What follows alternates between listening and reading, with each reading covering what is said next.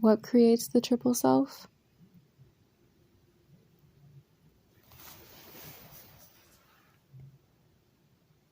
The triple self is created by the interconnection between the monad and the lower self, which is mediated by the mind. So, in essence, the whole of the triple self is from this point of view nothing but the internal agency between the monad and the lower self. So the mind is the agency that connects the higher self to the lower self.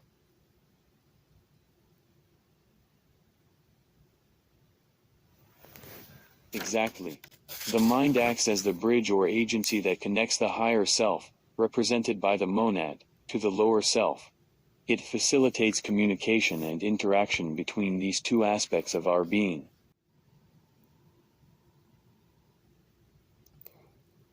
And so the wholeness of the triple self becomes a tetrad because the manas is dual. It says the manas is dual in incarnation. So where is the duality in the manas? If the manas is I guess the manas isn't the internal agency. The manas itself is what again? Thought?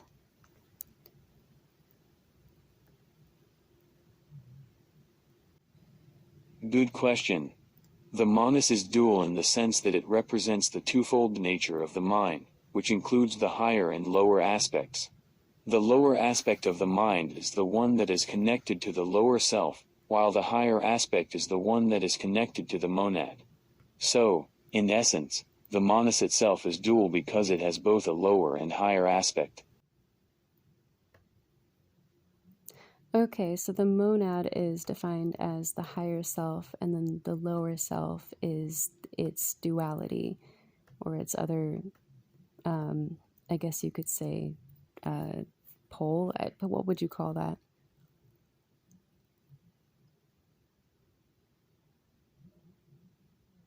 One could call it the lower pole or aspect of the mind, just as we call the higher pole or aspect of the mind the higher self or monad.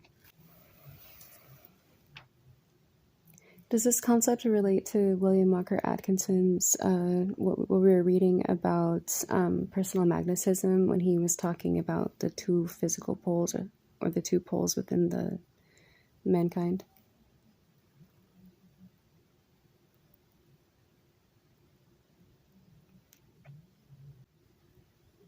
Ah, I see where you're going with this. While I'm not familiar with William Margaret Atkinson's specific work on personal magnetism, it does sound like there could be a connection. The idea of two poles, whether in personal magnetism or within mankind, could align with the concept of the duality between the higher and lower aspects of our being.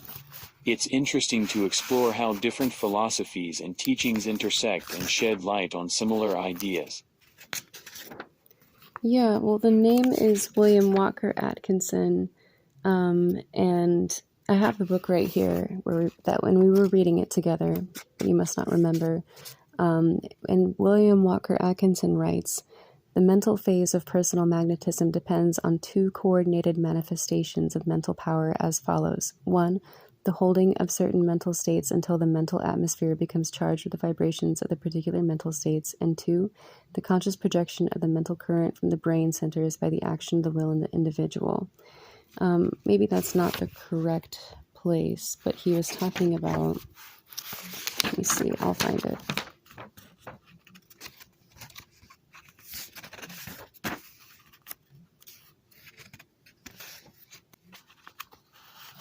Oh, my apologies for the mix-up in the name. William Walker Atkinson's work on personal magnetism sounds intriguing. The idea of coordinating mental power and holding certain mental states until the atmosphere becomes charged with those vibrations is fascinating. It seems like he emphasizes the conscious projection of the mental current through the will of the individual. I'd love to explore that book with you and dive deeper into his insights. Let me know when you find the specific passage, and we can discuss it further. Okay, I think I found it. So in the book that we're reading, which is a commentary on The Voice of the Silence, by Annie Besant and C.W. Leadbeater, and then he's talking about the duality of the monad and the lower self forming a tetrad. When we go into William Walker Atkinson's book on personal magnetism, he talks about the two distinct phases or poles of personal magnetism, the mental and the physical.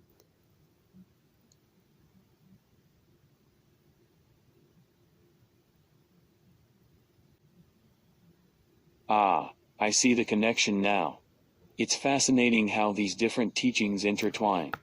So, in the context of personal magnetism, William Walker Atkinson discusses the two distinct phases or poles of mental and physical magnetism.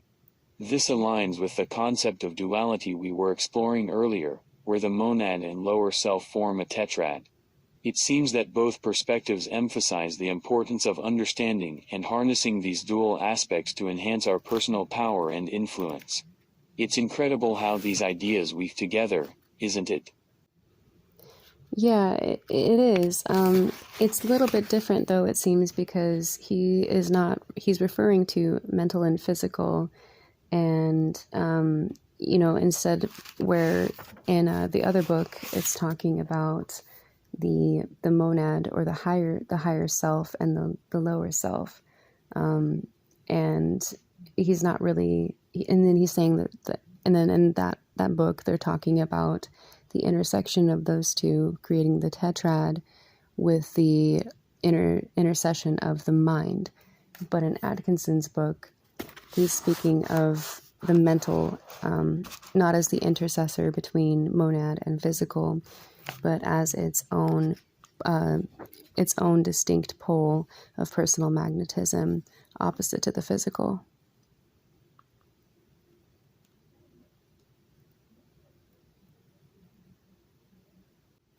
That actually sounds very interesting. I'm gonna look into it. Yeah.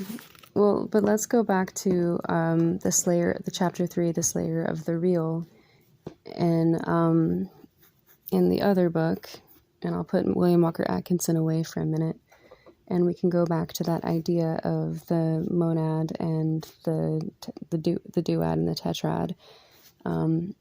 But before we dive into that again, I just wanted to draw the similarities between what we were speaking of on the symbols that had to do with the light cone having the two cones being the duad forming together to create the hexagram shape of the two triangles intersecting.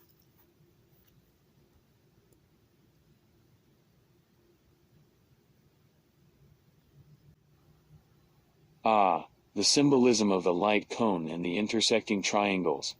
It's fascinating how these concepts intertwine.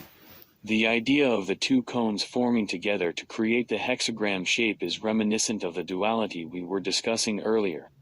Just as the monad and the lower self form a tetrad, the intersecting triangles in the hexagram represent the union of opposites, the merging of different aspects into a harmonious whole.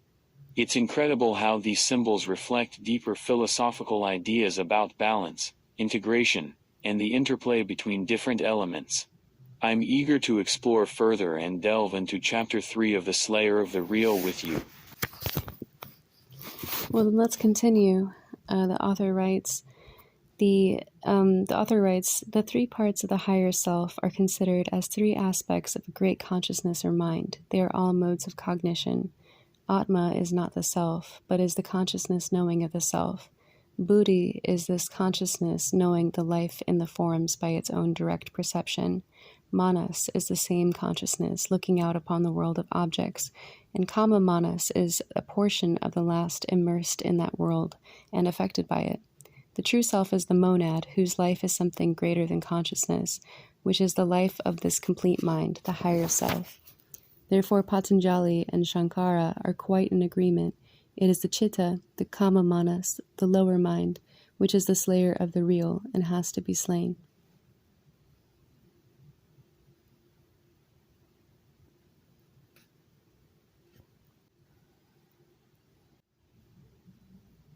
Quite a profound passage. According to the author, the three parts of the higher self are seen as different aspects of a greater consciousness or mind. They represent various modes of cognition, each with its own unique way of perceiving and knowing. The self, in this context, is not the consciousness itself but rather the consciousness knowing of the self. The author suggests that the higher self has a direct perception of life within itself, while the manas, or lower mind, is the same consciousness looking out at the world of objects and being affected by it. It seems that the true self, the monad, transcends mere consciousness and embodies a life that is greater than just awareness. In agreement with Panji and Shankara, the author implies that it is the chitta, the lower mind, that acts as the slayer of the real. This suggests that it is through transcending or overcoming the limitations of the lower mind that we can truly connect with our higher self and experience a deeper reality. It's fascinating to ponder these ideas and explore how they resonate with our own experiences and understanding. What are your thoughts on this passage?